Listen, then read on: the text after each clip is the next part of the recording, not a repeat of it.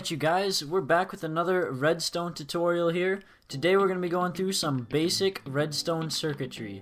So we're going to start here on the left side. We're going to go over to the pulse extenders. So pretty much what pulse extenders do is they do what they say. They extend your pulse so that it has the light on for longer than this 1 second that a stone button activates it for. So pretty much what's happening here is it's sending a pulse through these guys, these repeaters, which is actually doing the lengthening. So pretty much what's happening is it's powering this block, which is powering these two repeaters.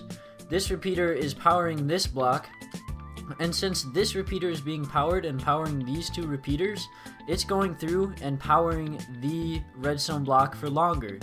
Another way that you can do a redstone pulse extender is with comparators, and do a comparator, not a comparator clock, a comparator pulse extender like such, and then you just hit the button and it's a much longer pulse extender, and these are very handy.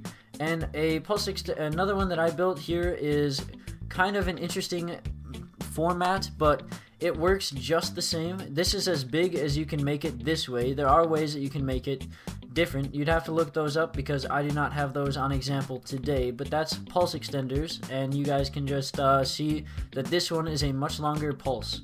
So if you don't want your pulse to be extended, you want a constant redstone pulse, you can come over here and you'll see that we have T flip-flops. T flip-flops turn a redstone pulse input into a constant redstone output. Over here we have a use of the piston mechanic we went over in the last redstone video, which is this right here.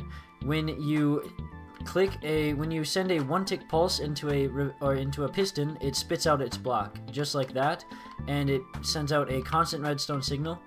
And if you just hit it again, it turns it off. That's a really handy thing to do. And another way that you can do that is by using just a normal block. If you want to save resources or something like that, you can do that. And you just do it with this, and you have it pull the block over here so that the redstone torch is powering this redstone through this block. And it powers it, and then you have it like this where it unpowers it by spinning out its block. So that's a very handy thing to know how to do, but there's one more design for a T flip-flop.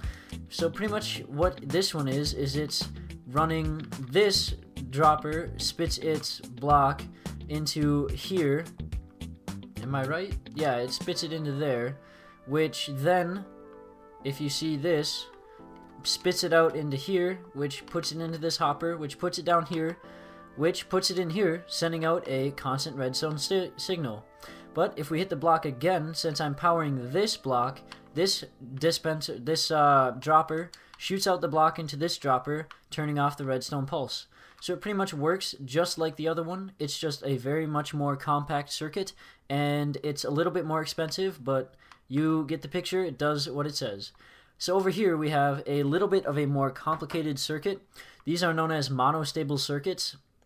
Pretty much what they do is they send out a one-tick pulse like such, and it pretty much, like this right here, wouldn't really serve a purpose if you're just using a button. But say you wanted a lever. Let's see if we can let's see if we can grab a lever here and grab that, place that down. You'd get this, and it would just be a pulse. It's pretty much the opposite of what a T flip-flop does. And so that's a normal monostable circuit. This is the simplest way to do it. Just have a dropper running into a hopper, which is also running back into the dropper, so that you get the one-tick pulse out of the comparator there, which detects the block update, or not really the block update, but it detects that there's a block in there. So if you come over here, you'll see we have dual-edge monostable circuits. Dual-edge monostable circuits are a little more rare in their usefulness, but pretty much what they do is they do a one-tick pulse at the start and at the end of a pulse. So like that, you see, it's hard to show it, but we have this is sending out a pulse at the start when I hit the button, and also when the button is unpowered. So that's a handy thing to do in some situations. And then this button, if you see I hit it, it will power it, and then, oh, maybe we should extend that a little bit, but it will power it, and then you see it's powered at both the start and the end. On the edge here, we have a falling edge monostable circuit, which is a very helpful circuit when you're making something called double piston extenders, which we will get into in later videos.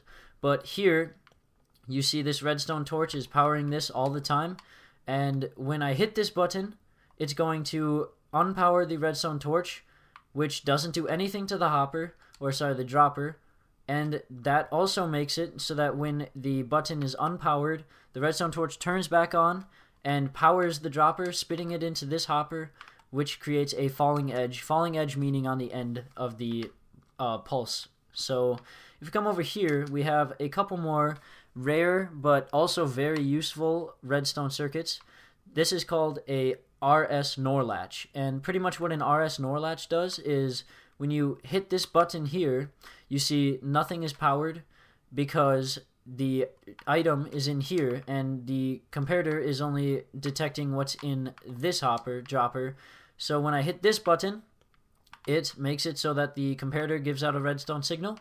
But if I hit the button again, nothing happens. You'll see nothing is happening at all until I hit this button again. And then again, I hit that button. You guys get the picture. Nothing happens.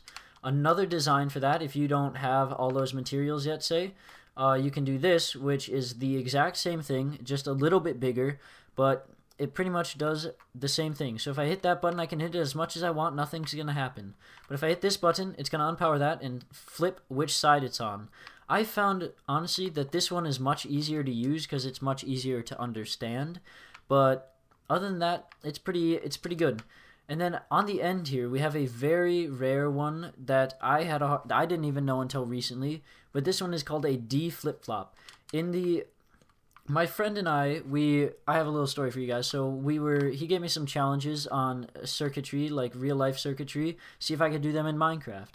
The key to this one was the D flip-flop, but at that point I had no idea what a D flip-flop was or what it did.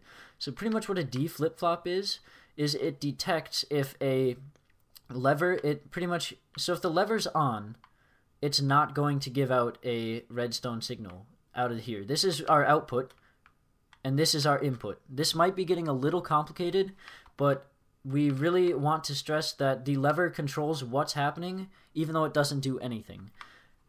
Right here, you see if I do that, it unlocks this repeater here, and the redstone signal goes through good and clean. But if we repower it, you see, it won't send out a signal because this repeater is locked. So right here, we have a design that is the exact same thing. You'll see the lever is unpowered, so nothing is happening. That redstone lamp is staying off. But as soon as we power this, see, it does nothing. That's what a D flip-flop does. The lever isn't supposed to do anything. And you see, we hit the button, it will give out a signal. And that's pretty much what the gist of a D flip-flop is. It's much more complicated than all the rest of these circuits. And it's more for a more complicated day, but still I figured I'd include it in here because you see I flick the lever and nothing happens. And then we hit the button here. And this is using something called block update detection or bud powering, which is what's happening here. Because this block is powering this at a diagonal, the block doesn't actually realize that it's being powered until it gets updated by, say, this piston. Or you can really do it with anything else. So if I just go like that and get it back here and then flip, and then I just grab, say, a block of iron and place that there, it does the same thing, but it's not the D flip-flop. So this is a D flip-flop. And so that's going to be the end of this video, you guys. If you guys build anything using any of these redstone circuits, I would love to see it. You guys can send me them. I will link my Twitter in the description if you guys want to send me pictures. Or you guys can just use them and have fun with them. But I really enjoy the redstone aspect of Minecraft, and it's really what got me into it. So thank you guys for watching this video. Like, subscribe, and comment down below. But yeah, you guys have a good day. I'll see you guys in the next one.